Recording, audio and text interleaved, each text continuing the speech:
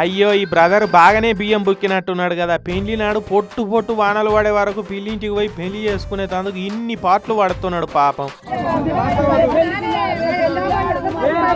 కరీంనగర్ దగ్గర ఉన్న గన్నేరు వరం కాడైంది ఈ ముచ్చట. మత్తడిగా అలుగు వారుతుండే వరకు రోడ్డు మీదకి వెళ్ళే వరద పొంగింది. అటు చూస్తే పెళ్లి ముహూర్తానికి టైం అవుతున్నది, ఈడ చూస్తే బండి పోయేటట్లేదు.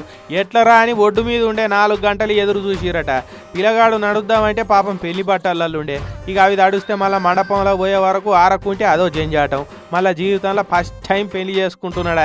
ఇక గిసొంటి టైంలో ప్యాంటు పైకి మలిపించి నడిపిస్తే ఏం మంచిగా ఉంటుందని ఊరోళ్ళు పెళ్లి చుట్టాలు కలిసి పిల్లగాన్ని ఎత్తుకపోయి అవతలోడ్డు నుంచి యువతలోడ్డు దాకా యూరియా బత్తను మోసుకపోయినట్టే మోసుకపోయిరిగా.